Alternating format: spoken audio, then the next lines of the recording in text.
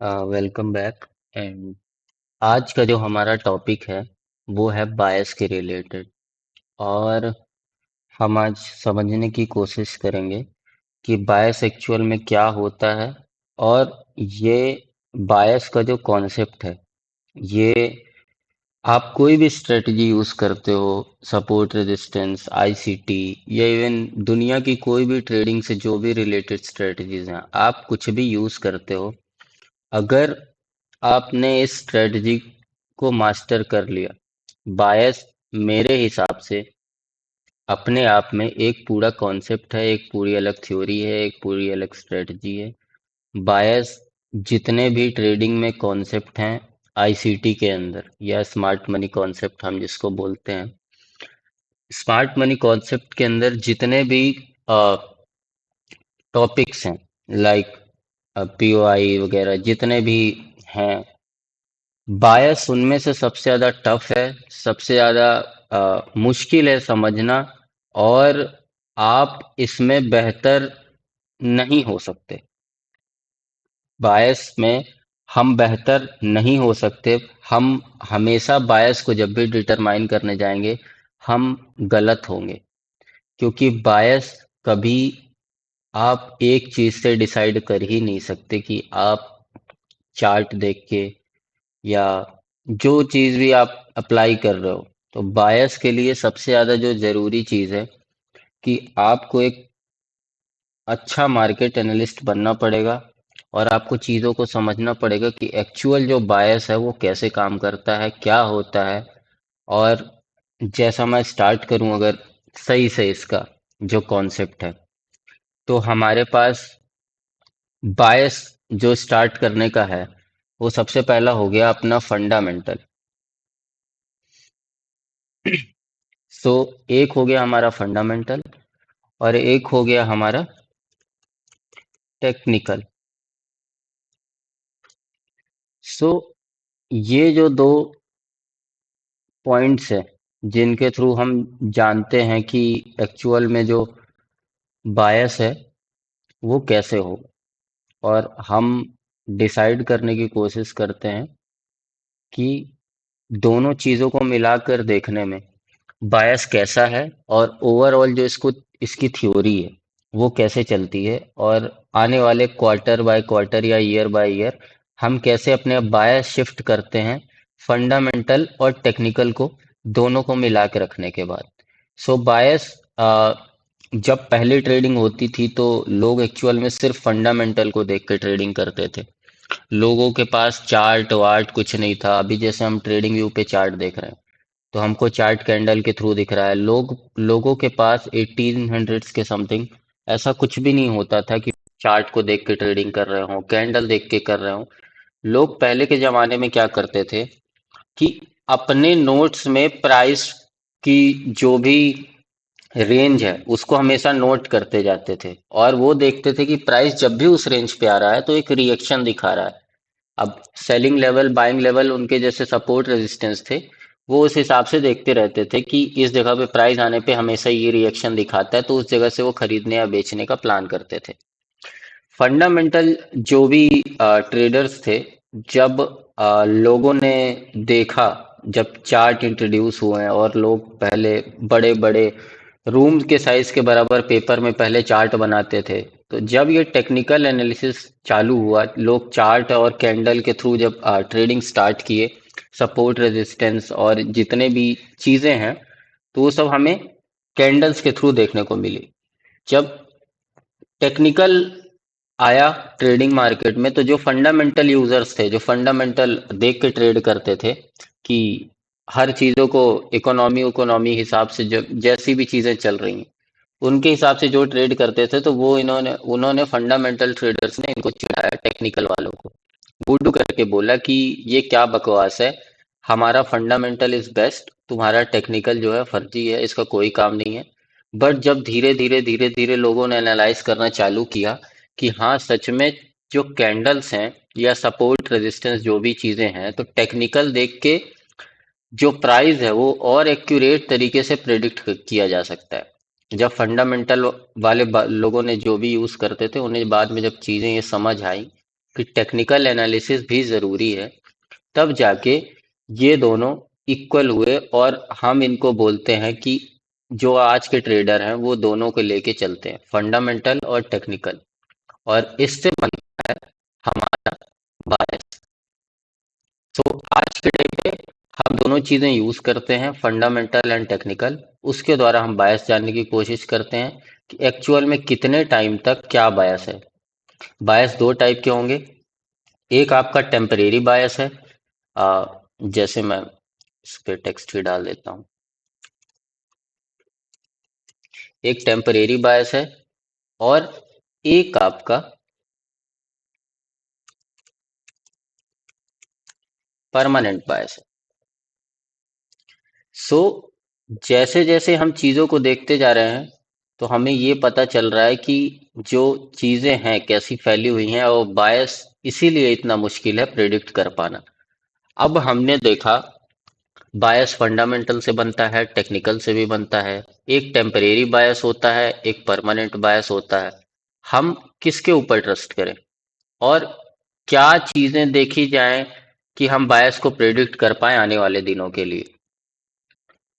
सो ये सबसे ज्यादा टफ है और आप इसमें कभी परफेक्ट नहीं हो सकते, है ना। और हमेशा आपको एक गलत होने का रीजन आपको ढूंढना ही पड़ेगा इस पे कि मैं गलत क्यों हुआ, क्या गलती थी, फंडामेंटल के कारण, या मैं टेम्परेरी बायस पे हूँ, या फिर मैं परमानेंट बायस नहीं देख पाया।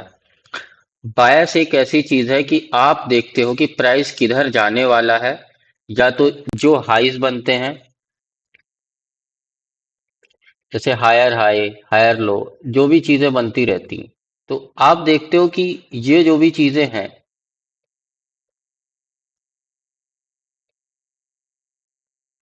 आप ड्रॉ करते हो चीजें कि ये हायर हाई टूटेगा, हायर लो टूटेगा, हायर हाई टूटेगा, हायर लो टूटेगा। आप अपने दिमाग में एक इमेज बनाते हो कि जैसा स्ट्रक्चर है चार्ट्स का, तो कैंडल्स को देखते हुए मैं जज कर रहा हूं कि प्राइस आने वाले दिनों में किधर जाने की कोशिश करेगा। जैसे बोलते हैं ना, एक प्रिडिक्शन जो फोरकास्ट होता है, हम फोरकास्ट करने की कोशिश करते हैं कि आने वाले दिनों में प्राइस क्या करेगा और किधर जाने की कोशिश करेगा। और जब तक हम सही बायस प्रिडिक्ट नहीं करते तब तक हम उसी बायस के साथ बने रहते हैं जब तक वो हमें गलत साबित नहीं करता। सिंपल सा मतलब है, अगर हम टेम्परेरी बायस पकड़ के चल रहे हैं तो हम तब टेम्परेरी बायस के साथ चलेंगे जब तक वो परमानेंट बायस की तरफ शिफ्ट नहीं हो जाता। और अगर परमानेंट बायस चल रहा है, हम परमानेंट बायस लेके पकड़ के चल रहे हैं, तो जब तक टेम्परेरी बायस नहीं आ जाता तब तक हम परमानेंट को ही लेके चलेंगे। और जैसे ही टेम्परेरी बायस होगा, हमें इसे छोड़ना पड़ेगा परमानेंट को। तो ये इंटरचेंज होते रहते हैं। किस टाइम फ्रेम पे आप एनालाइज कर रहे हो मार्केट को, सिचुएशन फंडामेंटल्स क्या बोल रहे हो मार्केट के, स्ट्रक्चर कैसा है, पीओआईज कितने डिस्टेंस पे हैं, order block, FEG, mitigation, breaker, जितने भी आपके पीओआई हैं, उनको आप देख के अलग अलग टाइम फ्रेम में एक थ्योरी बना रहे हो अपने माइंड में कि अगर ये हुआ तो ये होगा, अगर ये लिक्विडिटी ली तो इस पीओआई पे जाएगा, इस पीओआई से गिर रहा है तो इस लिक्विडिटी को हंट करेगा, वीकली की लिक्विडिटी हंट की है तो अब जाएगा मंथली की लेने। तो आप ऐसे एनालाइज कर रहे हो, एक जजमेंट बना रहे हो, और आपके दिमाग में पांच छह इमेजेस, जितनी भी इमेजेस बन रही हैं, आप उन इमेजेस को लेके चल रहे हो कि अगर ये पीओआई से गिरा तो कहाँ, इसके बाद टेम्परेरी उठेगा तो कहाँ तक जाएगा। तो कहने का मतलब ये है कि आप जैसे एक, अपने हाथ में गेंद लो, या जिसको बॉल बोलते हैं, बॉल को पकड़ो और बॉल को जमीन में पटको। जमीन में पटकने के बाद आप देखोगे कि वो बॉल गिर के उठ रही है, गिर के उठ रही है, गिर के उठ रही है। लेकिन आपने जितनी जोर से उस बॉल को फेंका होगा, तो जमीन से टकराने के बाद वो उतनी ज्यादा स्ट्रांग, सबसे पहली जो मूव आएगी वो हमेशा स्ट्रांग होगी, सबसे ऊपर जाएगी। तो सेम जैसे ही आपने जितना ज्यादा जोर लगा के बॉल को जमीन पे फेंका होगा, बॉल उतनी ही ज्यादा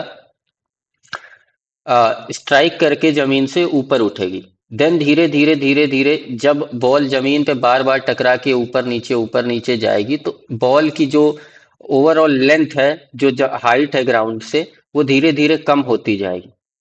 तो आप ये चीज समझो कि बायस भी सेम इसी की तरह है कि जब एक पीवाई से टकराएगा या एक लिक्विडिटी लेगा उसके बाद किधर जाएगा और कितनी स्ट्रांग मूव जाएगा। कहने का मतलब ये है कि कितनी स्ट्रांग तरीके से जाएगा नेक्स्ट जो भी पीवाई लेने जाएगा।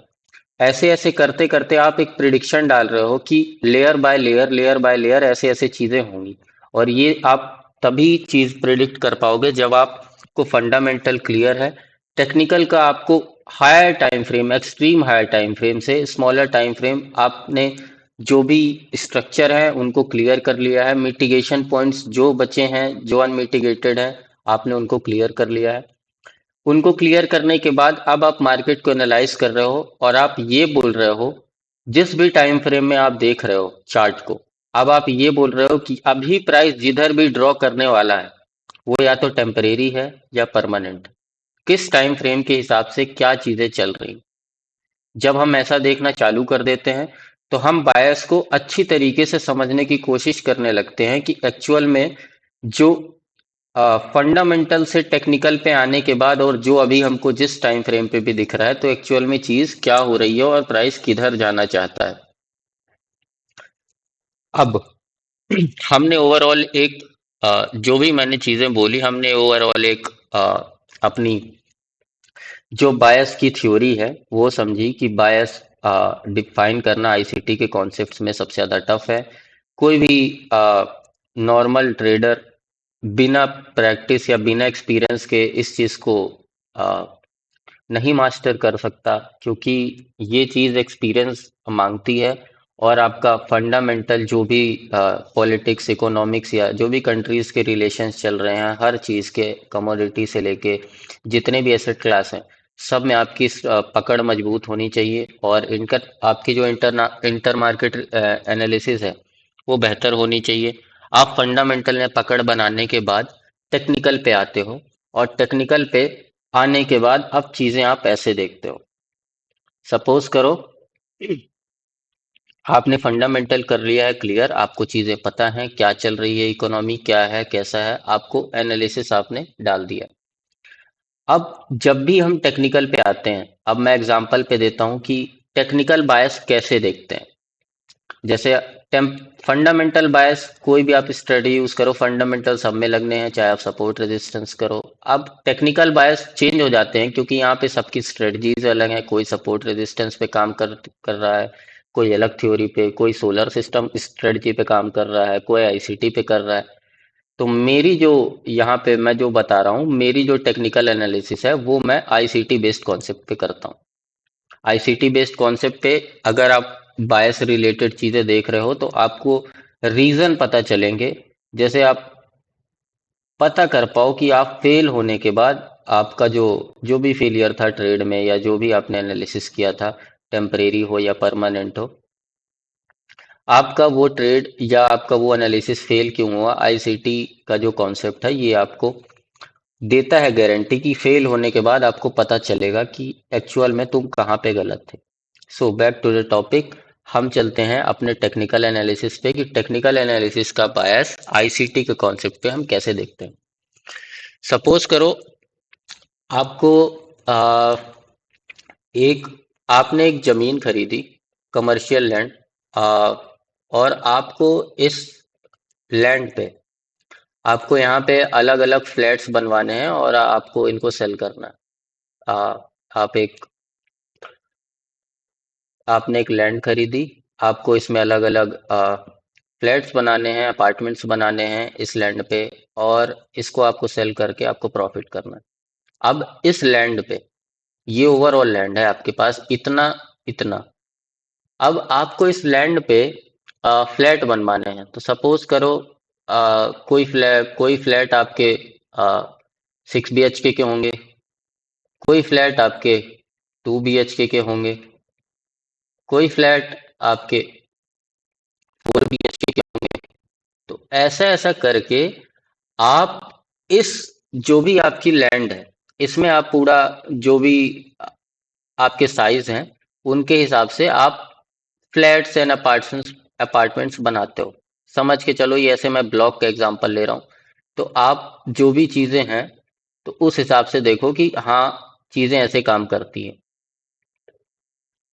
अब जो चीजें हैं, अब मान लो आपने इतने में जो है, आपने ये चीजें की, आपने ये जमीन ली ओवरऑल, इसमें आपने ये सबसे बड़ा अपार्टमेंट बनाया, इसके बाद ये फ्लैट्स हैं, ये फ्लैट्स हैं, ये फ्लैट्स। अब इन फ्लैट्स पे आए, जैसे ये 6 BHK का फ्लैट था, ये फ्लैट 6 BHK का है। अब इस पे 6 BHK के फ्लैट पे आपने बनाए बहुत सारे रूम, 6 रूम आपने बनाए इस पे। ये आपका हॉल बनता है। पहले मैं इस आउटलाइन को और ज्यादा,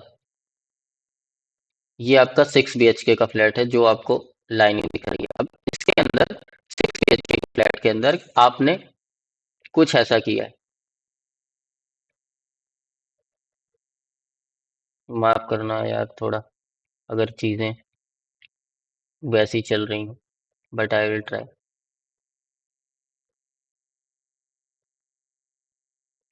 अब आपने ऐसा कुछ बनाया, ये 6 रूम है, एक आपका ये हॉल हो गया। अब हॉल के बगल में ही आपने छोटे छोटे जो भी हैं बाथरूम्स बनवाए।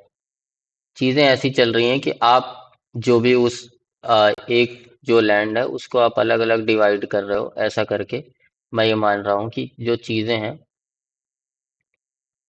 ये बाथरूम हो गया, किचन हो गया, मतलब आप इस जो भी आपका ये एक, जिसको भी वो सेल करना था, जो भी कस्टमर था उसने डिमांड करी मेरे को ऐसा ऐसा चाहिए, आपने इसके अंदर ऐसा ऐसा डिजाइन दिया। अब ओवरऑल जो भी चीजें हैं, आपके पास ये पूरा लैंड है। अब ये जो भी फ्लैट है इसके अंदर रूम्स है, फिर रूम्स के अंदर हॉल है, बाथरूम्स हैं, पार्किंग है, और यहाँ जो भी चीजें हैं, जो भी डिमांड्स हैं, हर जैसे अब ये 2 BHK का फ्लैट है तो इस पे अलग अलग रूम्स होंगे छोटे छोटे, समझ रहे हो ना, ये दो छोटे छोटे रूम होंगे, ऐसा करके।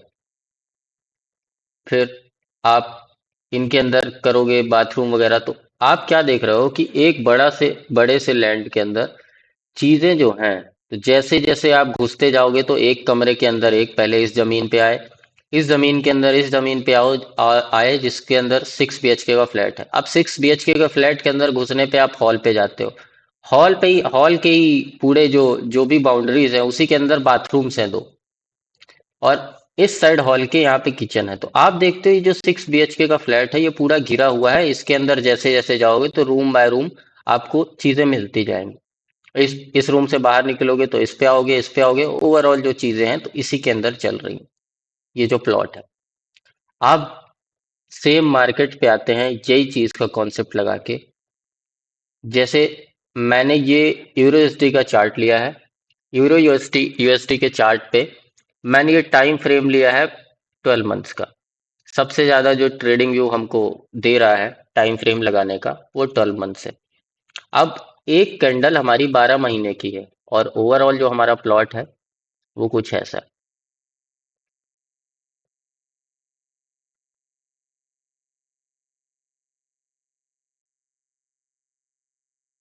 ये हमारा पूरा प्लॉट है।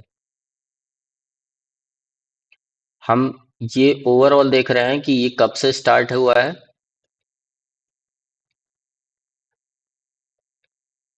1971 के लगभग। This is the very beginning you have made, मतलब यहाँ से यूरोएसडी का चार्ट स्टार्ट हुआ है और अभी चल रहा है 2025। यहाँ तक इसका पूरा स्ट्रक्चर है। हम जितने ज्यादा टाइम फ्रेम पे ऊपर जाएंगे हमें पता है स्ट्रक्चर उतना ही छोटा होता जाएगा। अब क्या पता चल रहा है, 12 मंथ के चार्ट पे देखने पे हमें इतनी सी चीज दिख रही है, सिर्फ इतनी सी। जब हम मंथ पे जाएं तो ये स्ट्रक्चर और बड़ा लगता है, इस पे हमें और ज्यादा कैंडल्स देखने को मिलती हैं। डेली पे जाए तो इसमें और ज्यादा कैंडल्स आ जाती हैं, कितनी सारी कैंडल्स आ गई। सो चीजें कैसे बदल रही हैं, आप जैसे जैसे कमरे के अंदर घुसते जाओगे, जैसे मंथली बड़ा है डेली से, तो मंथली नो डाउट एक मंथ की कैंडल है, एक मंथ की कैंडल के अंदर अगर 20 या 22 दिन मार्केट खुला रहता है तो 20 या 22 दिन की डेली कैंडल्स हैं। उन 20 या 22 की डेली कैंडल्स अगर वीकली देखें तो एक मंथ में चार चार वीक हैं, तो इस मंथ में 4 वीकली कैंडल्स हैं, 20 या 22 डेली कैंडल्स हैं। सेम 12 मंथ में देखें, एक 12 मंथ की कैंडल में 12 महीने की कैंडल्स है, उनमें 52 वीक्स की कैंडल है, और 365 366 डेज की कैंडल है। तो जब भी आप स्ट्रक्चर छोटे करते जाओगे तो आप टाइम फ्रेम छोटे करते जाओगे तो स्ट्रक्चर आपको बड़े मिलते जाएंगे, और जब भी आप टाइम फ्रेम बड़ा करोगे तो आपके स्ट्रक्चर छोटे हो जाएंगे। तो इससे हमें क्या समझ आया कि टाइम फ्रेम और स्ट्रक्चर दोनों एक दूसरे पे डिपेंड करते हैं। कहने का मतलब ये है कि जो 12 मंथ में हो रहा है सेम इसी जगह पे डेली पे वही चीज हुई होगी, और जो यहाँ पे हो रहा है सेम वहां पे डेली पे भी यही चल रहा होगा। तो ये चीजें जुड़ी हुई हैं। एक आपको इसके लिए फ्रैक्टल मास्टर करना पड़ेगा कि फ्रैक्टल क्या होती हैं चीजें, तभी आप इसको समझ पाओगे कि एक टाइम फ्रेम के अंदर दूसरा टाइम फ्रेम कैसा फंसा हुआ है। सो फ्रैक्टल जो है तो बायस को समझने के लिए हेल्प करता है। और फ्रैक्टल जो चीज है, मैं आने वाले किसी, क्योंकि फ्रैक्टल बहुत ज्यादा कॉम्प्लेक्स है और मैं अभी फ्रैक्टल पे नहीं घुसना चाहूंगा, मैं मेरा जो अभी का जो पॉइंट ऑफ इंटरेस्ट है वो बायस है। सो हमारा हम ये देख रहे हैं कि जैसे जैसे हमने टाइम फ्रेम बड़ा किया स्ट्रक्चर छोटा हुआ, और जैसे जैसे हम छोटे टाइम फ्रेम में घुस घुस रहे हैं हमारे स्ट्रक्चर बड़े होते जा रहे हैं। अब ये जो भी हमारा प्लॉट है 1971 से अभी चल रहा है 2025, इस इस प्लॉट के अंदर जो भी ये स्ट्रक्चर्स हैं या हम इनको रूम माने, ये चल रहे हैं अलग अलग अलग अलग। अब ये आ, जनवरी 2000 मतलब 2014 का एक रूम है, इसके अंदर जाओगे तो आपको डेली की 365 या 366 कैंडल मिलेंगी, और वीकली पे जाओगे तो उनके हिसाब से मिलेंगी। सो ये हम देख रहे हैं एक साल की एक कैंडल। यही हम चलते हैं अब 6 मंथ में, स्ट्रक्चर बड़ा हुआ कैंडल बढ़ी। अब यहाँ पे कैंडल्स दो गुनी हो गई, मतलब 12 महीने का आधा, 6 महीने, 6 महीने की एक कैंडल है, कैंडल यहाँ पे सारी दो गुनी हो गई। हम चलते हैं 3 महीने पे, कैंडल्स और ज्यादा। हम चलते हैं मंथ पे, कैंडल्स और ज्यादा। तो जो कॉन्सेप्ट है वो मेरे हिसाब से मैंने आपको क्लियर किया होगा कि स्ट्रक्चर जितना ज्यादा हम टाइम फ्रेम बड़ा करेंगे स्ट्रक्चर छोटा होगा, और जितने छोटे टाइम फ्रेम पे हम रहेंगे स्ट्रक्चर उतना ही बड़ा रहेगा। माफ करना अगर मैंने कुछ गलत बोल दिया हो, क्योंकि मेरी बोलने की आदत थोड़ा जल्दी जल्दी की है, तो गलती हो तो माफ कर देना। बाकी मेरा जो मेन मोटिव है वो कॉन्सेप्ट को सिखाने का है, ना कि मैं कोई और चीज फालतू की वो करूं। सो हमने समझा टाइम फ्रेम का रिलेशन, और कैसे जो चीजें हैं वो चलती हैं इससे इससे इससे इससे। ये चार जो चीजें हैं कोर हैं बायस को समझने के लिए, कि बायस के ये जो चार एलिमेंट हैं, टेम्परेरी बायस, परमानेंट बायस, फंडामेंटल में क्या बोल रहा है बायस, और टेक्निकल में क्या बोल रहा है बायस। अब हमने समझा टाइम फ्रेम। अब हम आते हैं कि हम जो बायस देख रहे हैं हम जज कैसे करेंगे कि बायस किधर है, टेम्परेरी बायस और परमानेंट। पहले मैं आपको टेम्परेरी बायस एंड परमानेंट बायस सिखा देता हूँ। आप देख रहे हो मंथली चार्ट, मंथली में आपको बोल रहा है प्राइस मैं बुलिश हूँ। ओके, आपने बोला मंथली प्राइस बुलिश है, आपको लग रहा है कि मंथली जो है बियरिश है, तो चलो हम मंथली बियरिश मान लेते हैं। उससे नीचे टाइम फ्रेम है वीकली, वीकली क्या बोल रहा है आपने उसका रिकॉर्ड रखा कि वीकली ये बोल रहा है। उसके नीचे गए डेली, डेली ये बोल रहा है, तो ठीक है डेली का एनालिसिस ये है। 4 आवर पे गए उसका एनालिसिस ये है। आपने देखा कि अलग अलग टाइम फ्रेम अलग अलग कहानी बता रहे हैं, कोई बोल रहा है बुलिश है, कोई टाइम फ्रेम बोल रहा है बेयरिश है। बायस सेट होता है, आप हमेशा बड़े टाइम फ्रेम को लेके चलो।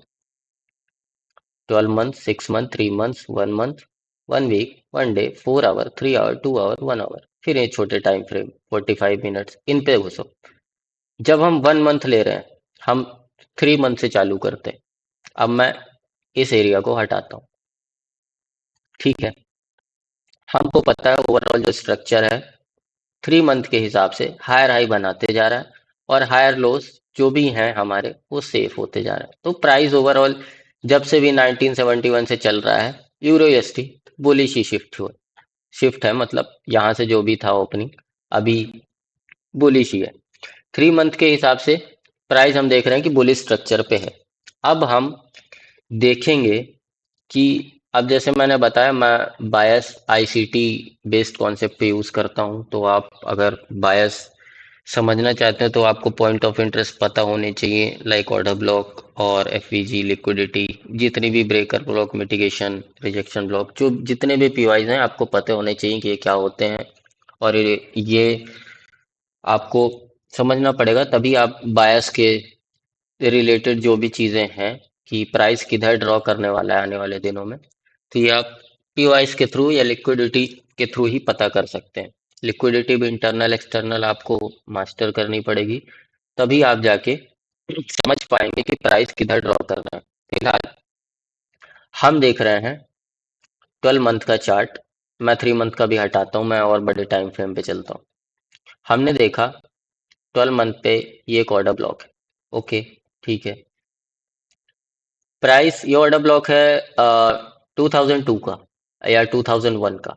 ठीक है, मतलब प्राइस लेने आया इस ऑर्डर ब्लॉक को 2022, मतलब 20 साल बाद। अगर हम 12 मंथ का चार्ट देख रहे हैं तो 20 साल बाद ये ऑर्डर ब्लॉक टैप हुआ है। समझ रहे हो डिफरेंस क्या बन रहा है चीजों का? 20 साल बाद ये ऑर्डर ब्लॉक टैप हुआ है।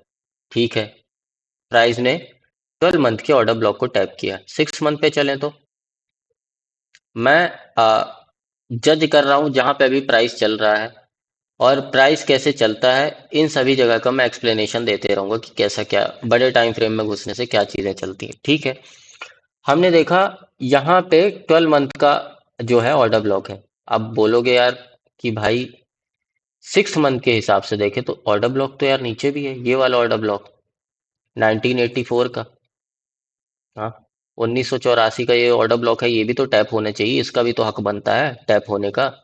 प्राइस क्या करता है? प्राइस हमेशा इम्बैलेंस को फिल करने की कोशिश करता है। जो भी एफवीजी हैं, वॉइड्स हैं, उनको प्राइस आने वाले टाइम में फिल करने की कोशिश करता है, ताकि जो भी पार्टिसिपेंट्स हैं मार्केट में उनको फेयर प्राइस मिले चीजों को ट्रेड करने के लिए।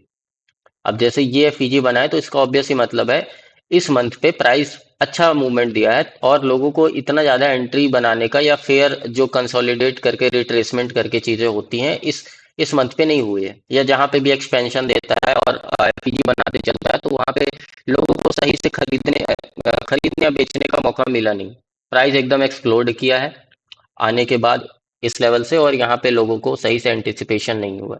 जैसे इस रेंज को देखें तो यहाँ पे लोगों ने भर भर के एंटिसिपेट किया। क्यों? क्योंकि यहाँ पे प्राइस ने कंसोलिडेट किया है, और यहाँ पे कोई खास जो बोलते हैं ना कि अप ट्रेंड या डाउन ट्रेंड, ऐसा कुछ नहीं चल रहा, ये कंसोलिडेशन फेज में है। तो यहाँ पे प्राइस ने सबको मौका दिया है खरीदने या बेचने का, बट यहाँ पे जो प्राइस ने मूव दिया है यहाँ पे लोगों को सही से मौका नहीं मिला।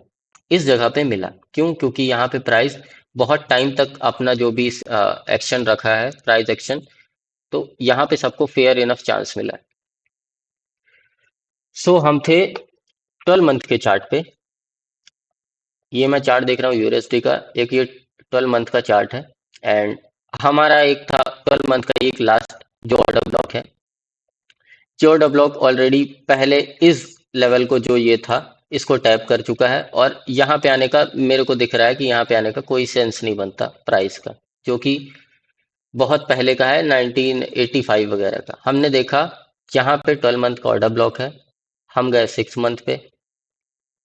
6 मंथ पे हमने देखा सेम जगह पे प्राइस का एक और ऑर्डर ब्लॉक है इसी जगह पे। अगर ये देखें तो ये पूरा एफईजी के साथ, तो ये पूरा ओवरलैपिंग के साथ जो जोन है, आ, मैं जो भी चीज़ें बोल रहा हूँ ओवरलैपिंग, एफईजी और जोन, पीवाई, जो भी चीज़ें हैं, तो आपको पहले ये चीज़ें बेसिक में सीखनी पड़ेंगी आईसीटी के उस पे, तभी जाके ये चीज़ें समझ आएंगी कि ओवरलैपिंग क्या होता है, एफईजी क्या होता है। हर चीज़ें बेसिक से जुड़ी हैं। मेरा यहाँ पे जो भी है तो बायस रिलेटेड है। मेरे मैं मान चुका हूँ कि आप जो चीज़ें हैं बेसिक आईसीटी की, एफपीजी से लेके पीवाई से लेके ओवरलैपिंग क्या होता है, जितने भी कॉन्सेप्ट हैं आप ऑलरेडी सीख चुके हैं, और आईसीटी का वो टॉपिक सीख रहे हैं जो टफ होता है, बायस। मैं उस पे वो कर रहा हूँ। मैं बेसिक मतलब स्टार्टिंग से स्टार्ट नहीं कर सकता, नहीं तो बहुत लंबा हो जाएगा वीडियो। सो 12 मंथ का ये जोन है। हमने देखा यहाँ पे 6 मंथ का जो भी ओवरलैपिंग के साथ एरिया है, प्राइस ने इसको टैप किया है। अब कब टैप किया है? 2022 पे। मतलब 3 साल पहले प्राइस ने इस एरिया को टैप किया। हम अभी करंट मार्केट पे हैं, हम इस जगह पे नहीं जा रहे हैं, हम इस जगह पे नहीं जा रहे हैं, हम यहाँ पे देख रहे हैं कि प्राइस क्या कर रहा है।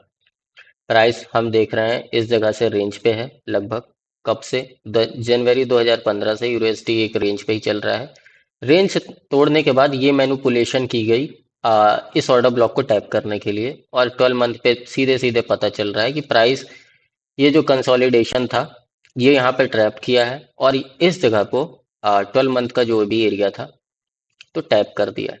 अब जो 12 मंथ का जोन है, मैंने देखा इस ऑर्डर ब्लॉक को टैप करने के आने के लिए प्राइस ने 20 साल लगाए। तो अब ऑर्डर ब्लॉक को टैप करके अगर प्राइस को निकलना होगा तो क्या वो 1-2 साल में निकल जाएगा 12 मंथ के ऑर्डर ब्लॉक को, या 6 मंथ के ऑर्डर ब्लॉक को? नहीं। जितना ज्यादा इसने टाइम लगाया है इस ऑर्डर ब्लॉक को लेने के आने के लिए, जब लेने आया है, यहाँ से हाई जो इसने बनाया था 1.5610 के आसपास, यहाँ से 2008 से 2022 तक जो इसने लगाया है टाइम, 14 साल का, शायद 14 साल का टाइम इस ऑर्डर ब्लॉक को वापस आके टैप करने के लिए लगाया है। तो अब क्या अगर प्राइस इस हाई को तोड़ना चाहता है तो कितने साल लगाएगा? ऑब्वियस सी बात है, हमें नहीं पता कि प्राइस कितने साल में इस हाई को तोड़ने वाला है। क्यों? क्योंकि वो चीजें डिपेंड करती हैं फंडामेंटल्स पे, कि मार्केट, कंट्रीज, इकोनॉमीज का फंडामेंटल क्या है। हम नहीं बोल सकते कि प्राइस इतने टाइम में ये तोड़ेगा या ये करेगा। ये पूरी चीजें डिपेंड करती हैं फंडामेंटल्स और मार्केट सिचुएशन, न्यूज़ पे, ना कि इन चीजों से कि हम अभी बोल दें कि ये 12 मंथ का ऑर्डर ब्लॉक टैप किया और 3-4 साल में ऑल टाइम हाई टूट जाएगा। नहीं, ये चीजें पूरी डिपेंड करती हैं। यूरो यूएसडी यूरोप की प्राइम करेंसी है, एंड वहाँ की जो भी इकोनॉमी होगी उसके हिसाब से ये चार्ट वर्क करेगा, या इस हाई को उतने टाइम में तोड़ेगा तोड़ेगा कि फंडामेंटल यूरो की यूरोप की जितने भी कंट्रीज हैं उनका कैसा है, और उसके हिसाब से यूएस डॉलर का जो भी स्ट्रेंथ या वीकनेस है वो कैसा है।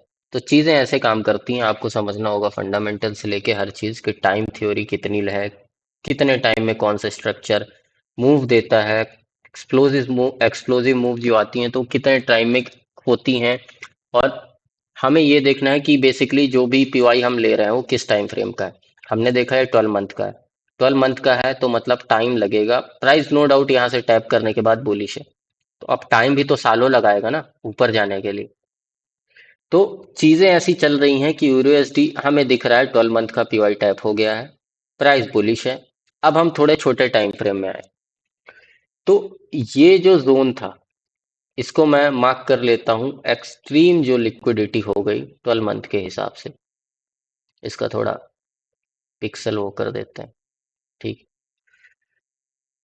हमने इसको मार्क कर दिया कि एक्सट्रीम एंड की लिक्विडिटी है, और हमारा मानना है कि प्राइस इस जो भी लो है आने वाले सालों में इसको नहीं तोड़ेगा। क्यों नहीं तोड़ेगा? क्योंकि जो पहला टारगेट है 12 मंथ के हिसाब से, अब हम ये देख रहे हैं कि प्राइस ने ऑर्डर ब्लॉक को टैप किया। इस ऑर्डर ब्लॉक को टैप करने के बाद हमारा एक्सपेक्टेशन है कि ये जो स्विंग बना है 12 मंथ में, इसकी कम से कम लिक्विडिटी ले, और ज्यादा से ज्यादा हो तो ये ऑर्डर ब्लॉक तक ये जो भी एफईजी बचा है, ऐसे पहला हमारा जोन ये है टारगेट के लिए। और जो एक ये इम्बैलेंस छोटा सा बच रहा है 12 मंथ में, हम देख रहे हैं कि प्राइस बड़े टाइम फ्रेम में आने वाले सालों में प्राइस यहाँ निकलेगा। क्यों निकलेगा? क्योंकि इसने एक यहाँ से, जैसे हमने बोला ना, बॉल टकराती है तो कितना दूर उछलती है, तो एक बार जमीन से टकराने के बाद वापस जब जमीन में आती है तो फिर उछलती है। उछल के कहाँ तक जाएगी? अब ये प्राइस आया, गिरा, उठ रहा है कहाँ तक? ये या तो ये स्विंग तक जो इसने बनाया है, या फिर इस एफईजी तक। No doubt price all time high निकल जाए, फर्क नहीं पड़ता। फर्क ये पड़ता है कि आपको पहले जो पॉइंट्स है जहां तक मिनिमम ट्रेवल करेगा प्राइस, या मिनिमम वहां तक जो आने वाले दिनों में जा सकता है, वो एक मिनिमम लेवल आपको पता होने चाहिए कि यहाँ तक तो जाएगा ही। नो डाउट आगे कितना भी चला जाए, लेकिन पहला जोन मेरा ये है। ठीक है, हमने बोला 12 मंथ का चार्ट देखने के बाद ये इसने लो बना दिया है। अब हमारा जो एक्सटर्नल है 12 मंथ के हिसाब से, एक्सटर्नल लिक्विडिटी इस जगह पे है, ठीक है। मंथ पे चलते हैं, 6 मंथ, सॉरी।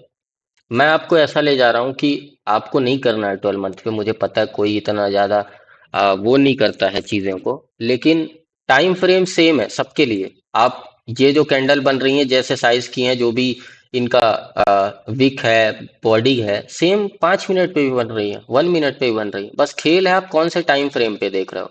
आप वो समझ जाओ, जैसे मैं 12 मंथ के हिसाब से बता रहा हूँ। नो डाउट कोई इंट्राडे होगा तो वो डेली देखता होगा, 1 आवर देखता होगा, उसके लिए भी चीजें सेम है। बट वहां पे प्राइस के टारगेट जल्दी मिलेंगे। हम 12 मंथ पे देख रहे हैं, यहाँ के प्राइस के टारगेट हो सकता है 4 साल 5 साल बाद भी मिले। तो हमारा जो लॉन्ग टर्म व्यू है, अगर हम देखें 2 साल 3 साल तक, वो हमारे लिए, जिसको इन्वेस्टमेंट करनी हो या फिर जो चीज जो इस फील्ड पे हो, उसके लिए चीजें इसी चार्ट के टाइम फ्रेम पे करती हैं, 12 मंथ, 6 मंथ एंड 1 मंथ।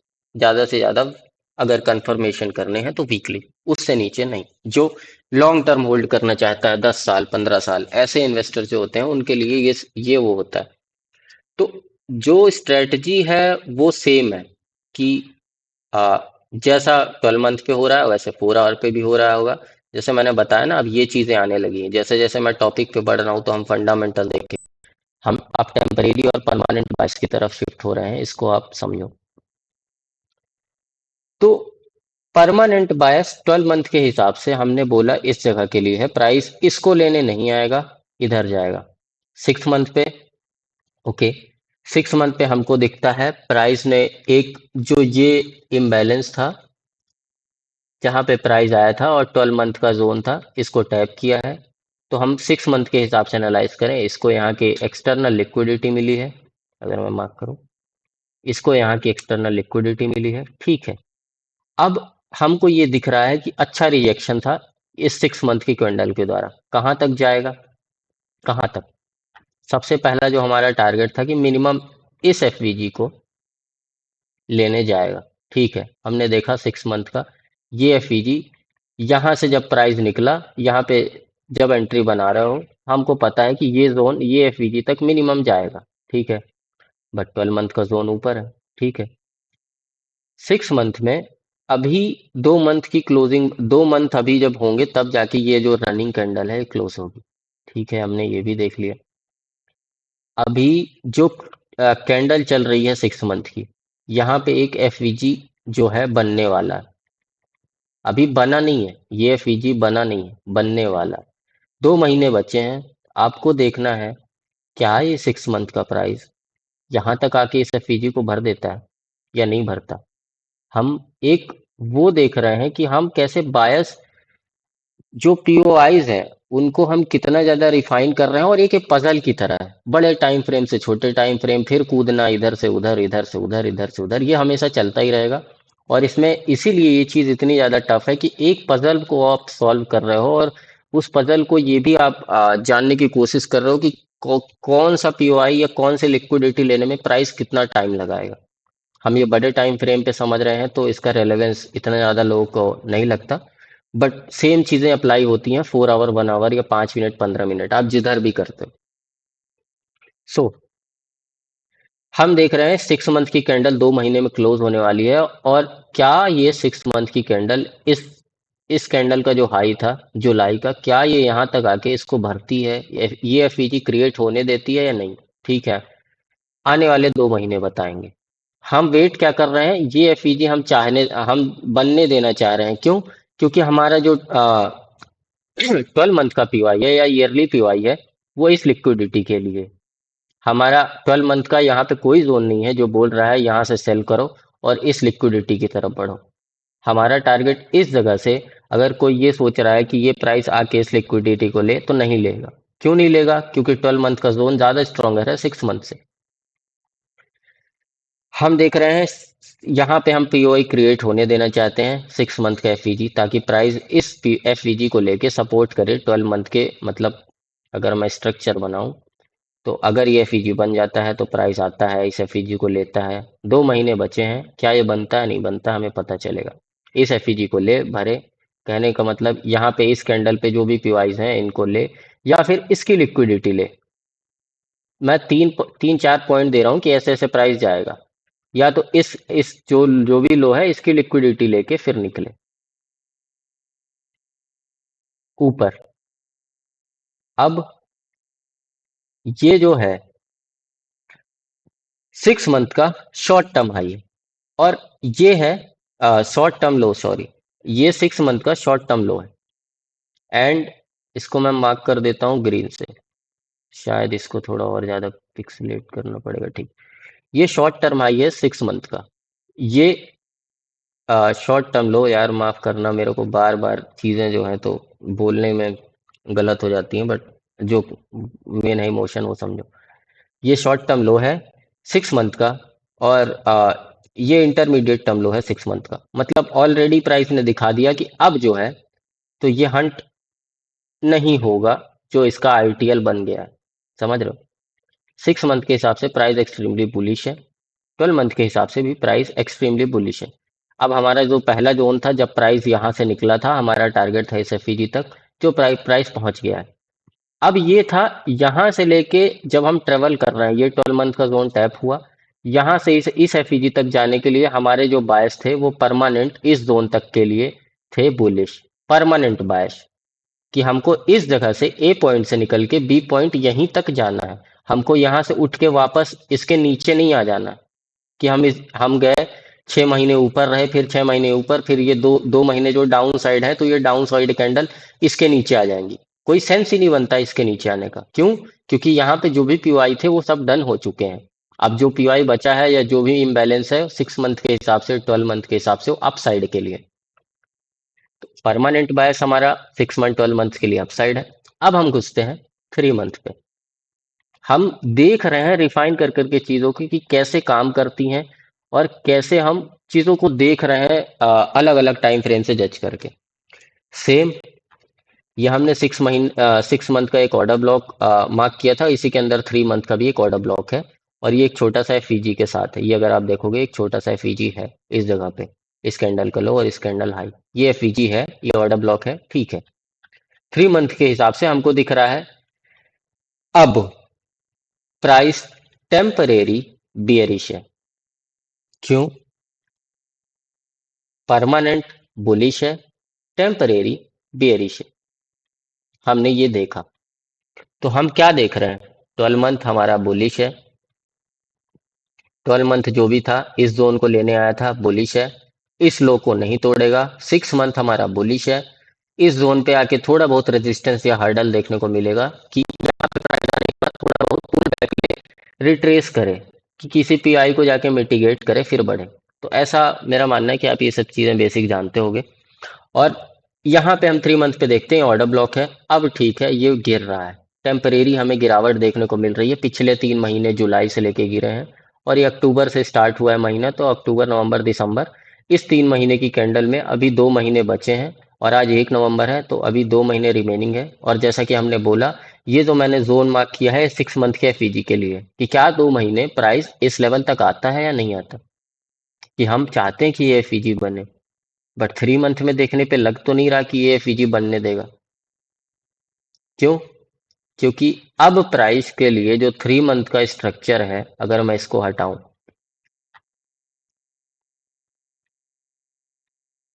अब हम देख रहे हैं कि इस ऑर्डर ब्लॉक से प्राइस गिर रहा है। कहां तक गिरेगा?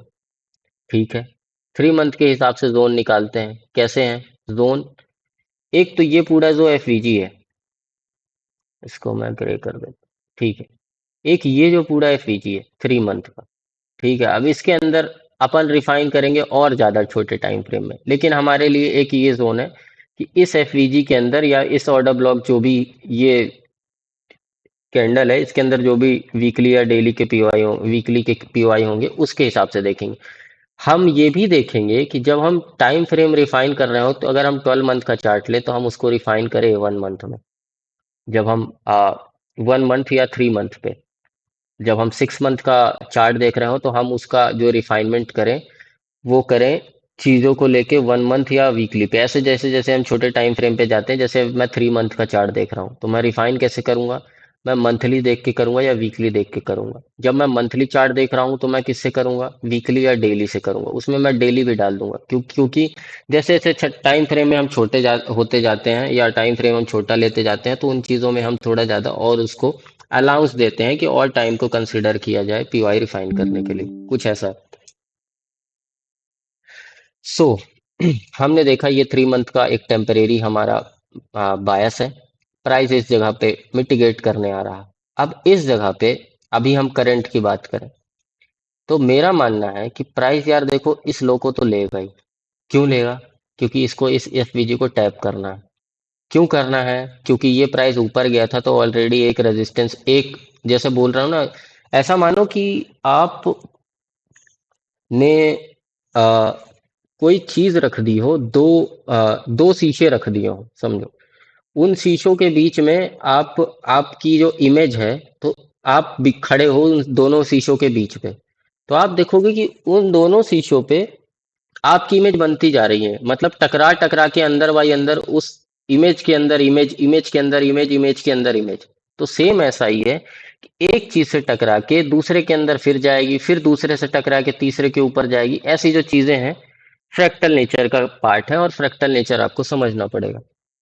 सो हमने देखा ये 3 मंथ का लो है, यहाँ पे एक एफईजी है इस जोन का, और ये हम चाहते हैं कि ये 6 मंथ का जो भी एफईजी वाला जोन है, जो 2 महीने बचे हैं, यहाँ ना बढ़े। ठीक है। और अब हम चलते हैं मंथली पे। ओके। 3 मंथ का जो लो है उसके नीचे एफईजी है, और जो मंथली है तो ये मंथली का एक माइनर एक्सटर्नल मिलेगा। सो अब हमको मंथली जब हमने चार्ट देखा तो हमें पता चल गया कि okay, first candle, second candle, third candle ये रनिंग है, तो प्राइस नो डाउट इसके नीचे जाएगा प्राइस को हंट करने। अब हमारा यहाँ पे टेम्परेरी बायस बेयरिश है, और मैं टेम्परेरी बायस और बेयरिश बायस भी टाइम फ्रेम के हिसाब से बता रहा हूँ। अब जैसे 4 आवर पे परमानेंट बायस एंड टेम्परेरी बायस दोनों बुलिश हो सकते हैं, तो ऐसे ऐसे आप जितने टाइम फ्रेम पे जाओगे, जैसे परमानेंट क्या हुआ, परमानेंट बायस ये जो इसने मूव दी, ये इसके परमानेंट बायस थे, इस जो भी ऑर्डर ब्लॉक तक आना था इस जगह तक, ये जितनी कैंडल अपसाइड बनी है परमानेंट बायस। अब जो रिजेक्शन ले रहा है टेम्परेरी बायस। सेम अलग टाइम फ्रेम पे जाओगे, 1 डे पे जाओगे, यहाँ पे अब ये मंथ की कैंडल है, एक कैंडल में 24 दिन। अब इस मंथ की कैंडल में ये रिजेक्शन लिया तो यहाँ से डेली बायस बुलिश थे, बट जो ये रिजेक्शन आया है तो इस दिन डेली के बायस टेम्परेरी हो गए होंगे। तो ऐसे ऐसे ऐसे ऐसे रिफाइनमेंट चलता रहता है, टेम्परेरी परमानेंट, टेम्परेरी परमानेंट, और वो किस टाइम फ्रेम का है ये जरूरी है। नहीं तो आप फंस जाओगे कि आप यहाँ पे मंथली, जो आपका मंथली मंथली टाइम फ्रेम आपका टेम्परेरी है, और आप मान के चल रहे हो कि जो 12 मंथ है या उससे बड़ा टाइम फ्रेम है तो वो भी अब परमानेंट हो गया है शिफ्ट, ऐसा। तो जो चीजें हैं टेम्परेरी परमानेंट को टॉलरेट करके मैच करना कि किस टाइम फ्रेम का है, इसीलिए बहुत ज़्यादा टफ है, और कभी कभी बहुत ज़्यादा कंफ्यूजिंग हो जाता है और इरिटेटिंग भी हो जाता है कि किस चीज़ पे भरोसा करें, किस टाइम फ्रेम को लेके चले। तो मैं बोल रहा हूँ कि एक पजल है, उस पजल को आप सॉल्व कर रहे हो, ये टाइम मांगती है, नो डाउट। ये कॉन्सेप्ट, ये जो आईसीटी का कॉन्सेप्ट है, ये आपसे इतना टाइम लेगा कि कोई भी स्ट्रेटजी सीख लो, आप इसको मास्टर करने के लिए आपको टाइम देना ही पड़ेगा, एक्सपीरियंस आपको चाहिए ही। आपको पीओआईज और बाकी जितने भी प्रीवियस बैक टेस्टिंग है वो एक एक्सट्रीम लेवल पे चाहिए आपको, कि अलग अलग टाइम पे कैसा हुआ था, कौन से बायस को प्रायोरिटी दी गई, ये चीज़ें आपको प्रीवियस चार्ट हिस्ट्री में जाके एनालाइज करने पड़ेंगे, बैक टेस्टिंग। सो हम यहाँ पे 3 मंथ के चार्ट पे थे, हमने देखा यहाँ पे लो है, इसके नीचे एफईजी है, और अब ये गिर रहा है। कहाँ तक गिरेगा? ठीक है, ये भी एक पार्ट है। मंथली के हिसाब से देखें तो इस जोन की जो लिक्विडिटी है, 3 मंथ का ये एफवीजी है, और ये जो ओवरलैपिंग वाला पूरा जोन है, जैसे मैं अगर निकालूं, ये जितना भी ओवरलैपिंग के साथ जोन है, मिटिगेशन पहला पॉइंट या तो इस जगह से या फिर यहाँ से। ठीक है। मंथ पे है क्या कुछ? यहाँ पे आने के बाद इसको एक मिटिगेशन मिलेगा, जो कि ये पूरा, अगर हम देखें, जोन है। तो मंथली के हिसाब से हमारा ये जोन निकलता है कि प्राइस इसके नीचे आए तो ये जोन ले गई। और 6 मंथ का एफवीजी जो है ये भी भरने की कोशिश करेगा। अगर इसको दिखाना है ऐसा कि यहाँ से प्राइस जो टेम्परेरी बायस है वो टेम्परेरी कुछ महीने के लिए है, ना कि जैसा मैं बोलूं कि मंथली के यहाँ के कोई लेवल है नहीं जिसको प्राइस लेके निकल सकता है एफवीजी, क्योंकि टकराया कितने स्ट्रॉन्ग पीवाई से है हमको वो भी देखना पड़ेगा कि ये ऑर्डर ब्लॉक से टकराया है, तो अब कोई इसको जोन सपोर्ट करे कि ये टेम्परेरी का जो इसका बेयरिश स्ट्रक्चर है इसको अब रिलीफ दे और परमानेंट पे शिफ्ट कराए कि बुलिश प्राइस जो 12 मंथ के हिसाब से यहाँ का है। तो हम देख रहे हैं कि मंथली के जोन निकाले तो बहुत से हैं, एक ये मिटिगेशन है यहाँ पे और जो पीवाई है तो कहाँ से जाएगा। ठीक है, ये जो चीज है ये सबसे ज्यादा कंफ्यूजिंग है कि जब टेम्परेरी बायस पकड़ना, अगर हम इसको पकड़ना चाहते हैं ये टफ है। अगर हम जो पुल बैक है उसको पकड़ना चाहते हैं वो टफ है। और जो हम एक्चुअल बाइंग पकड़ना चाहते हैं या जो परमानेंट बायस है उसको पकड़ना चाहते हैं वो इजी है। क्यों?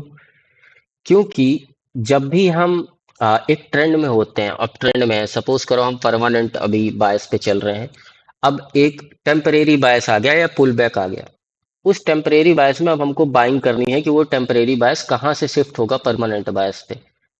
तब हम बहुत सी चीजें यूज करते हैं, लाइक अलग अलग पीवाइस, जैसे मिटिगेशन से भी हमने ट्राई किया, इस लिक्विडिटी से भी ट्राई किया।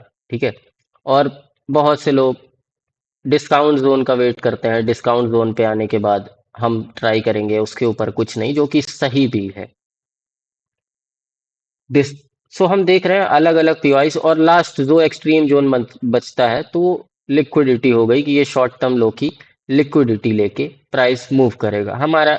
इस इंटरमीडिएट टर्म लो को तोड़ने का मतलब प्राइस इधर आके तोड़ दे इस प्राइस, इस जगह को, हमारा कोई एंटिसिपेशन नहीं है, तो हम डिसाइड कर रहे हैं कि इस स्विंग से ही किधर से प्राइस प्राइस परमानेंट बायस की शिफ्ट होगा और इस हाई को तोड़ेगा।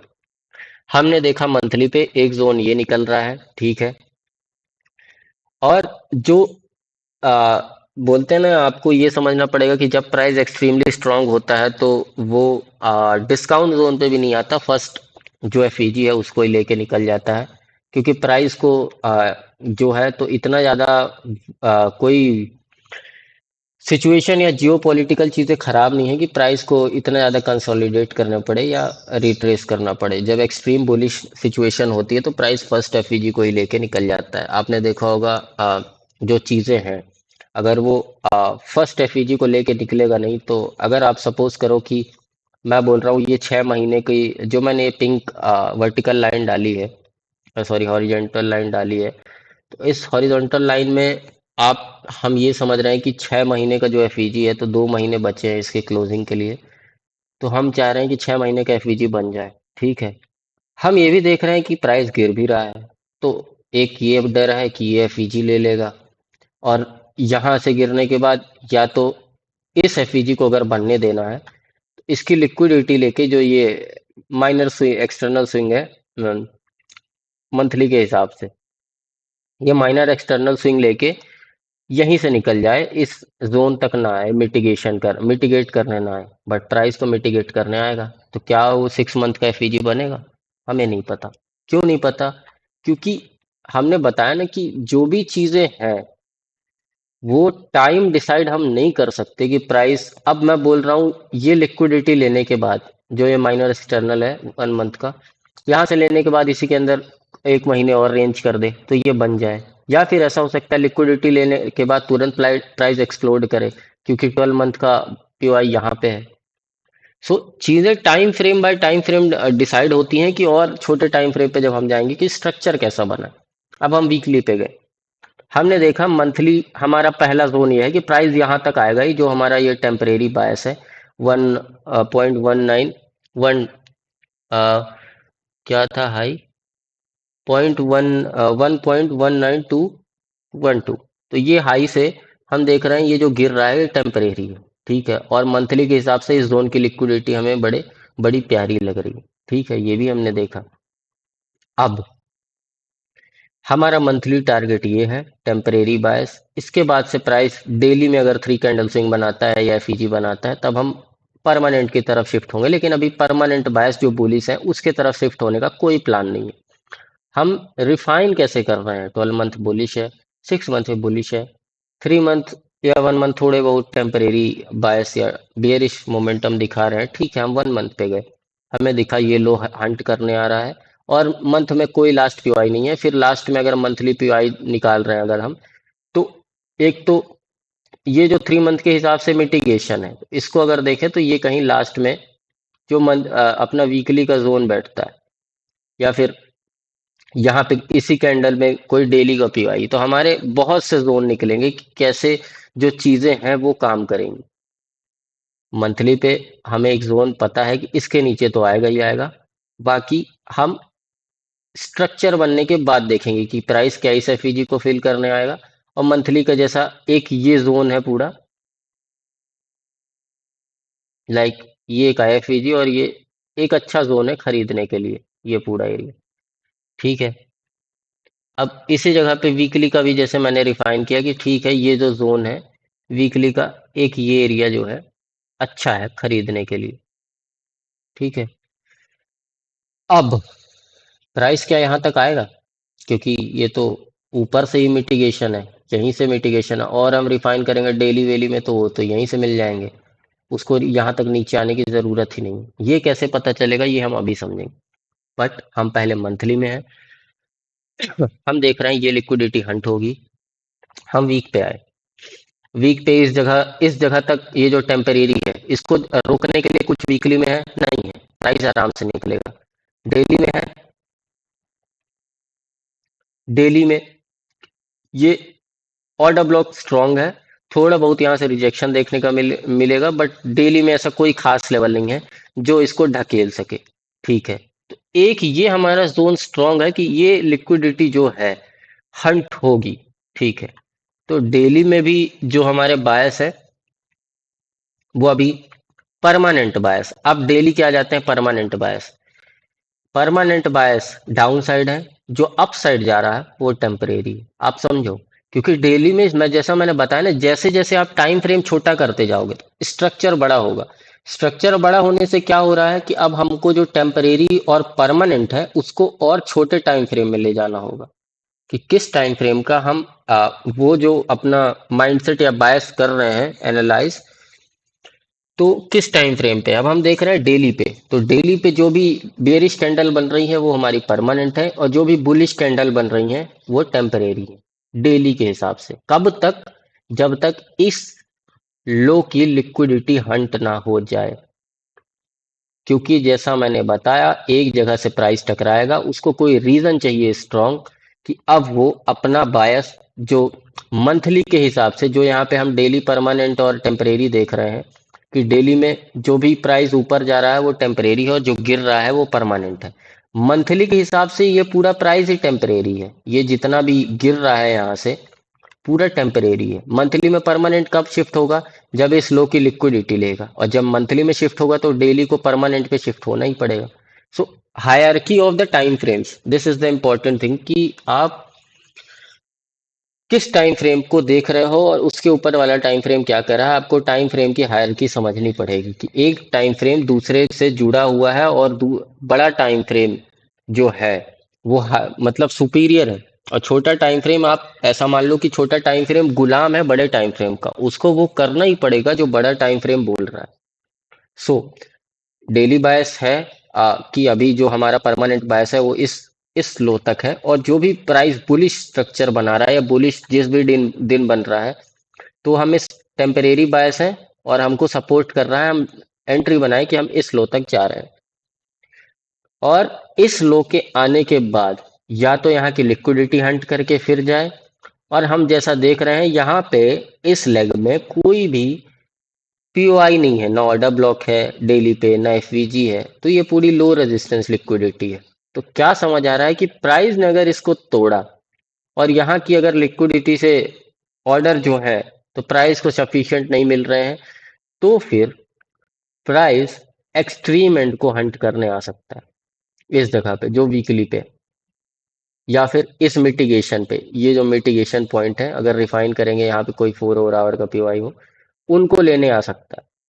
तो कहने का मतलब ये है कि हम किस टाइम फ्रेम पे और हमारा ट्रेडिंग स्टाइल क्या है। अगर आप इन्वेस्टर हो तो आप उस हिसाब से टाइम फ्रेम को लेके चलते हो। हम इंट्राडे वाले हैं। इंट्राडे वाले क्या कर रहे हैं, मंथली उनको देखना सफिशिएंट है। अब हमने 12 मंथ, 6 मंथ, 3 मंथ समझा, एक हमें पिक्चर पता चली कि भाई ये जो जोन है ना, ये 12 मंथ के हिसाब से ज्यादा जो है फैसिनेटिंग है, कि 12 मंथ इस इनको बोल रहा है टैप करने के लिए, ना कि वापस आने के लिए। तो हमें एक ओवरऑल पिक्चर पड़ी कि भाई जो बायस है मैक्रो पर्सपेक्टिव से बुलिश है। अब जैसे जैसे हम माइक्रो टाइम फ्रेम्स पे आते हैं, हम एंटिसिपेट करते हैं कि हमको उसी जगह डायरेक्शन, जो बड़े टाइम फ्रेम की जो इंटरेस्टेड पॉइंट है, हमको उसी जगह जाने में मदद मिले।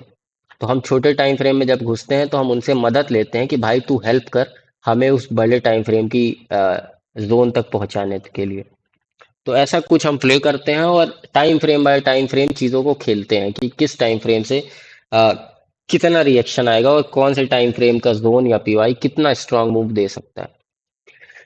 सो ऐसा जो था कि टेम्परेरी क्या है, परमानेंट क्या है, किधर जाएगा। अब जैसे हम यहाँ पे देख रहे हैं इस जोन को, यहाँ से अब प्राइस गिर रहा है डेली पे, ये हमारे परमानेंट बायस। अब प्राइस अगर यहाँ से ऊपर जाता है, क्योंकि ये इक्वल लोज थे, प्राइस ने लिक्विडिटी ली है, ये आईएफईजी है पूरा जोन, यहाँ से कुछ रिएक्शन देखने को मिलेगा।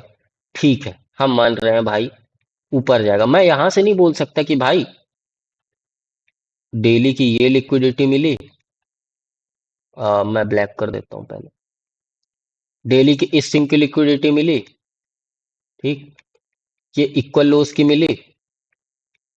अब तो प्राइस को ऊपर साइड के लिए फट जाना चाहिए। इससे नीचे क्या चाहिए प्राइस को, एक्सट्रीम एंड का जो भी स्विंग की लिक्विडिटी थी वो मिल गई। अब तो प्राइस को फट जाना चाहिए। मैं बोल रहा हूँ नहीं भाई, मंथली का लेवल कहाँ अभी टैप हुआ है, या वीकली इस जगह पे कौन सी लिक्विडिटी है भाई। एक्सट्रीम जो है, आपको समझना होगा कि एक्सट्रीम पहले लिक्विडिटी ये थी, एक्सटर्नल वीकली की लिक्विडिटी ये थी, प्राइस इसको लेगा। तो अब इससे अगर यहां से टकरा के जाता है तो क्या यहाँ पे वीकली में कोई ऑर्डर ब्लॉक है जो इसको ढकेल सके वापस। मुझे पता है प्राइस बुलिश है, लेकिन यहाँ पे कोई वीकली का जोन है जो इसको ढकेल सके, नहीं है। अब क्या बचता है, ये वीकली का एक्सटर्नल ही, और इस वीकली का एक्सटर्नल लेने से हमारा मंथली का भी जो जोन है वो फिल होगा। और मंथली में हमको दिख गया है कि 3 कैंडल स्विंग बन गई। मतलब अब जो भी प्राइस अपसाइड जाएगा, तो मंथली में टेम्परेरी है सेलिंग, बट प्राइस जो भी अपसाइड जाएगा तो वो हमारे लिए टेम्परेरी है, और जो सेलिंग हम कैप्चर करेंगे वो परमानेंट है। और ये जो डेली की परमानेंट हम बायस पकड़ रहे हैं सेलिंग के थ्रू, ये मंथली की परमानेंट सेलिंग, टेम्परेरी सेलिंग, ऐसा। सो जो रिलेशन है बहुत ज्यादा कॉम्प्लेक्स है, अलग अलग टाइम फ्रेम के आपको समझना पड़ेगा चीजों को। अब जैसे डेली का जोन है, डेली के जोन हम कैसे निकालेंगे, अब हमको सेल करना है, ठीक है। एक हमें छोटा सा एफवीजी इस जगह पे देखने को मिल रहा है भी कि नहीं, है। एक अगर प्राइस सच में इतना ज्यादा होगा तो एक छोटा सा इस डे की ऊपर की हाई की लिक्विडिटी लेके नीचे जा सकता है, ठीक है। क्यों यहाँ जा सकता है, क्योंकि ये पूरा जो जोन है, ये मिटिगेशन जो कैंडल है, अब ये मिटिगेशन कैंडल जो है डेली की, तो ऑब्वियस सी बात है इसी के अंदर आ रहा है, तो वो जो छोटा सा डेली का एफवीजी बचा है वहां से भी गिर सकता है। 4 आवर पे गए, ठीक है। ये जो हमने एफईजी मार्क किया है, शायद ये थोड़ा ग्रे है, मैं इसको ऐसे कलर से मार्क रेड, ओके, थोड़ा बहुत अब ये नहीं, जूम करने पे वही चीज हो जा रही। डेली पे ये एक एफईजी है ओवरलैपिंग के साथ, जो कि हम देखें, ये एफईजी है, ये कैंडल की जो वीक है ओवरलैप कर रही है, एक अच्छा स्ट्रॉन्ग पॉइंट है, ठीक है। हम रिफाइनमेंट देख रहे हैं कि कैसे करेंगे हम। फिर अगर हम देखें, अब मंथली ने, ये मंथली की टेम्परेरी जो हम सेलिंग पकड़ रहे हैं, टेम्परेरी बायस, तो मंथली का जो हमारा एक जोन बन रहा है कि भाई मंथली में जो एफईजी है, तो जब भी टेम्परेरी जो सेलिंग आती है या टेम्परेरी बायस होता है, तो प्राइस क्या करता है, उसके सारे पीआई को डन करता है ताकि जब वो परमानेंट पे शिफ्ट करे तो उनको हर्डल ना हो कि टकरा के वापस आए। तो क्लियर करते हुए जाता है जिस भी पीआई से उसको निकलना होगा।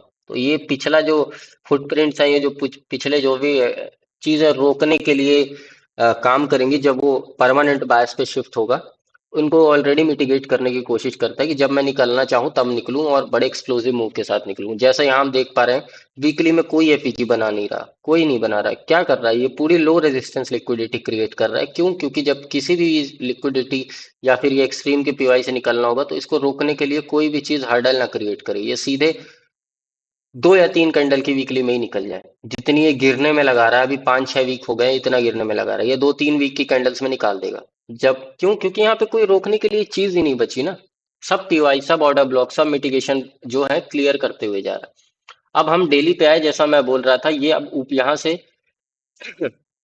डेली का भी ये परमानेंट है, ऊपर जा रहा है टेम्परेरी बायस। टेम्परेरी बायस कहाँ तक? एक हमने जोन निकाला ये एफईजी ओवरलैपिंग के साथ। दूसरा, जो 4 आवर पे देखें तो ये पूरा डेली का मिटिगेशन है, तो 4 आवर के हिसाब से लास्ट जोन बचता है कुछ ऐसा। ये हमारे दो जोन है, या तो इस जगह से ही निकल जाए अगर जाना है, नहीं तो मैं एक्सट्रीम एंड पे, क्योंकि लास्ट में कोई 4 आवर का पीवाई है नहीं, यहाँ तक कोई सेंस नहीं बनता क्योंकि ये वीकली का जो हाई है, इसको तोड़ने का कोई रीजन नहीं। सो जो चीज है, एक या तो ये, या तो ये, ये दो जगह, या तो ये मिटिगेशन या फिर लास्ट ये एक्सट्रीम प्रोपल्शन ब्लॉक जो भी बोल लो, ये प्रोपल्शन ब्लॉक को लेके प्राइस अपना जो भी बायस है, अब यहाँ पे आने के बाद कोई ऑर्डर ब्लॉक नहीं है 4 आवर पे इतना स्ट्रांग जो रोकने की कोशिश करे। तो मतलब यहाँ से ये साफ है कि प्राइस अब यहाँ से जब भी गिरेगा, ये पूरी लो रेजिस्टेंस लिक्विडिटी है, पूरा प्राइस इस लो को लेगा। उसके बाद हम देखेंगे स्ट्रक्चर कैसे बनता है। तो हम डिसाइड करेंगे कि ओके, जो हमारे टेम्परेरी बायस हैं वो इतने दिन के लिए टेम्परेरी थे, किस पॉइंट से हमको परमानेंट पे शिफ्ट हो जाना है। अब हम डेली पे, जो हम ये डेली पे देख रहे हैं ना, ये जो गिर रही है, जो सेलिंग आ रही है, टेम्परेरी है, और जो बढ़ रही है वो परमानेंट है नहीं। जब मंथली के हिसाब से लेवल आ जाएंगे, जिस भी लेवल से उसको निकलना होगा, तब हम डेली की जो बाइंग है उसको हम परमानेंट बायस बोलेंगे, और जो डेली की सेलिंग आएगी उस या पुल बैक आएंगे उनको हम टेम्परेरी बोलेंगे, जैसा कि हम देखते हैं मार्केट वेकर बाय मॉडल में। सो ऐसे कुछ जो आपके, मेरे को ऐसा लगता है कि थोड़ा बहुत तो आपको आइडिया होगा कि कैसे हम प्ले करते हैं चीज़ों को। और इससे और छोटे टाइम फ्रेम पे जाओ और चीज़ें मिलेंगी, स्ट्रक्चर बड़े होंगे, और ज़्यादा इंटरनल एक्सटर्नल लिक्विडिटीज मिलेंगी। तो मेन जो है, हमको ये पता है एक्सटर्नल हमारा ये है, जो वीकली के हिसाब से है। एक्सटर्नल लिक्विडिटी ये है, ये हंट होगी। और क्योंकि यहाँ पे डेली का कोई जोन नहीं है रोकने वाला, तो ये तो हंड होगा। और इसके नीचे भी ये पूरी लो रेजिस्टेंस लिक्विडिटी है, पूरी लो रेजिस्टेंस लिक्विडिटी है, लास्ट में ये वीकली पीवाई है, और ये मिटिगेशन है। तो इस जगह तक आना, प्राइस हम एंटिसिपेट कर रहे हैं कि प्राइस आ रहा है। और डिस्काउंट जोन भी आप लगाना चाहो तो लगा सकते हो कुछ ऐसे करके। आप देख रहे हो कि ये जो डिस्काउंट जोन है, इसके नीचे ये पीवाईज है। तो ऐसा करके आप एंटिसिपेट कर रहे हो कि इन टेम्परेरी मूव जो है, ये जो टेम्परेरी सेलिंग है मंथली या उसके हिसाब से, 3 मंथ के हिसाब से, ये टेम्परेरी सेलिंग में आप प्ले करना चाहो, इसको प्ले करना मुश्किल है। ये जो परमानेंट बाइंग है या परमानेंट बायस है, इसको पकड़ना आसान है। सो ये है डिफरेंस। आप कौन से बायस पे काम करते हो, किस टाइम फ्रेम के बायस पे काम करते हो, और आप कौन सी इंटरनल लिक्विडिटी मार्क करते हो, कौन सी एक्सटर्नल लिक्विडिटी मार्क करते हो, किस टाइम फ्रेम की वो है। सभी चीजें आपको स्ट्रॉन्ग करनी है, तभी आपके बायस के जो कॉन्सेप्ट है वो क्लियर होते जाएंगे। और जितने ज्यादा चार्ट पे जितने ज्यादा स्ट्रक्चर देखोगे, आपको उतना ही ज्यादा क्लैरिफिकेशन मिलेगा कि अलग अलग एसेट्स का अलग अलग बिहेवियर होता है। जैसा स्टॉक नास्टेक वगैरह का अलग है, बिटकॉइन टैप एंड गो है, गोल्ड टाइम लेता है। ऐसे ऐसे जब आप अलग अलग स्टॉक्स को एनालाइज करोगे तो आपको पता चलेगा कि बायस जो है सब में सेम ही है, बट टाइम कौन कितना लेता है और कितना ज्यादा कौन वोलेटाइल है, या किस में कितनी ज्यादा लिक्विडिटी है, उस हिसाब से भी आपको जज करना होता है कि ओके, ये सेट है, इसमें ऐसा होता आया है, ऐसा ही होगा, या ऐसा ही मैं एनालाइज कर रहा हूँ। सो मेरे हिसाब से मैंने शायद टाइम हो गया है बहुत ज़्यादा, आधे घंटे से ज़्यादा हो गया, तो मैं अभी जो है तो चीज़ जो है ये लेक्चर बंद करता हूँ। और अगर मैं मुझे पता है कि बहुत ज़्यादा टफ है ये समझाना, और मैं अभी इसमें इतना बोल सकता हूँ, मैं इसमें बायस पे पूरा दिन बोल सकता हूँ, पूरा दिन बोल सकता हूँ, फिर भी कम है। और मैं इतना ज़्यादा इस पे घुस सकता हूँ कि समझाते समझाते मेरा गला दर्द करने लगेगा, लेकिन अगर आप इस पे नहीं पकड़ पा रहे हो जो मैं बोल रहा हूँ, तो आप नहीं समझ पाओगे कि एक्चुअल में जो ये बोल रहा है या जो जो भी समझाने की कोशिश कर रहा है वो एक्चुअल में कैसे देख रहा है ये मार्केट। आपके मार्केट का जो आप जैसा भी आप मार्केट देखते हो, ये लोअर लो, ये लोअर हाई, या जो भी चीज़ें आप अप्लाई करते हो कैंडल्स में किस टाइम फ्रेम में, उसको आपको बदलनी पड़ेगी बायस पे जब आप शिफ्ट हो रहे हो। और आप अगर सपोर्ट रेजिस्टेंस थ्योरी पे काम करते हो तो थोड़ा आपको मुश्किल आएगी। टफ टफ है, बट प्रैक्टिस करोगे चीज़ें आएंगी। जितना ज़्यादा टाइम दोगे उतनी ज़्यादा चीज़ें बेहतर होंगी। और बायस को अगर आपने मास्टर कर लिया, आपको कोई भी स्ट्रेटजी की जरूरत नहीं, कोई भी। ना आपको फलक्रम चाहिए, ना आपको ऑप्टिमल ट्रेड एंट्री चाहिए, ना आपको यूनिकॉर्न पैटर्न चाहिए, ना आपको सिल्वर बुलेट चाहिए, कोई भी स्ट्रेटजी नहीं चाहिए, कोई भी। बायस इज द मोस्ट, जो बोलते हैं ना कि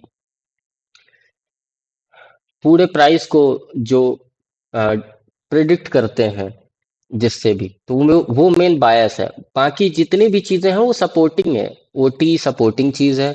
आप सिल्वर बुलेट यूज करते हो, आप कोई भी स्ट्रेटजी यूज करते हो, सेशन प्लेइंग हो गई, कुछ भी, कि जितने भी कॉन्सेप्ट हैं आप लगाते हो, आपको ये पता होना चाहिए कि जो वो कॉन्सेप्ट आपके यूज आ रहे हैं वो बायस के थ्रू ही आ रहे हैं। जैसा कि मैंने बताया कि स्टार्टिंग पे ही, कि कहाँ गया है वो, ओके, जो मैंने ये बताया था स्टार्टिंग में ही, ये एक जो पूरा आपका एरिया है, या जो भी आप ये प्लॉट है आपका, या जो भी लैंड है, वो ही पूरा आपका क्लियर होना चाहिए, तब जाके उसके अंदर आप छोटे छोटे घर बना पाओगे, कोई भी चीजें यूज कर पाओगे, समझ कर पाओगे। आपको यही बाहर की बाउंड्री ही नहीं पता कि मेरा प्लॉट कितना है, क्या है, किसका कितना स्ट्रक्चर है, किसके कितने एरिया है, किस रूम, किस हॉल, किस गार्डन का क्या क्या, जो भी हमारा साइज है ग्राउंड फ्लोर का, तो आपको यही नहीं पता होगा, तो आप ये ओटी लगा के करोगे क्या भाई? या फिर आप घुस के क्या करोगे? एक दिन पास हो गए, 2 दिन पास हो गए, बायस तो पता होना चाहिए ना कि आपका पूरा ओवर ऑल स्ट्रक्चर ये है। 12 मंथ से लेके मैं 1 मिनट पे भी घुसूँ तो मेरे को टेम्परेरी और परमानेंट अलग करने में टाइम ना लगे। मैं तुरंत बता दूं वो भाई 5 मिनट में जो सेलिंग है ना वो फेक है। वो इस लिक्विडिटी तक के लिए जा रही है जो कि 1 आवर की एक्सटर्नल है। बस उसके बाद कुछ नहीं होना। तो जैसे मैंने 12 मंथ या से लेके डेली तक 4 आवर तक किया, वैसे आप 4 डेली से लेके आप 5 मिनट 15 मिनट पे कर सकते हो, चीजें सेम है। बट जितने ज्यादा आप टाइम फ्रेम में घुसोगे, आप उतने ही ज्यादा, समझ रहे हो ना, डेप्थ में जा रहे हो और उतनी ज्यादा रिफाइन कर रहे हो चीजें। तो ये आपको आपके ट्रेडिंग स्टाइल पे डिपेंड करता है कि आप किस टाइम फ्रेम पे एनालाइज करते हो, और कितने ज्यादा आपको एक्यूरेसी चाहिए या कितना ज्यादा आपके अंदर पेशेंस है। सब चीजें मैटर करती हैं और इस समझने के लिए। सो आई होप कि जो बायस है वो मैंने थोड़ा बहुत क्लियर किया होगा। और हो सकता है बहुत से लोगों को समझना है। मैं कोशिश करूंगा मैं दूसरा एक पार्ट बनाऊं, अगर लोगों को सच में कोई भी क्लैरिफिकेशन नहीं हो रहा तब फिर मुझे बेसिक से जाना पड़ेगा। बट मैंने ये थोड़ा एडवांस से चीज की है कि एडवांस में आपको जो बोलते हैं ना कि बेसिक पहले आपको पता होनी चाहिए, तब जाके ये चीजें क्लियर होंगी कि क्या ये बोलना चाह रहा है। सो आई होप मेरा ये लेक्चर या जो भी मैंने बताया है चीजें वो आपको समझ आई होंगी। और आपका कोई भी डाउट है आप पूछ सकते हो। So thank you.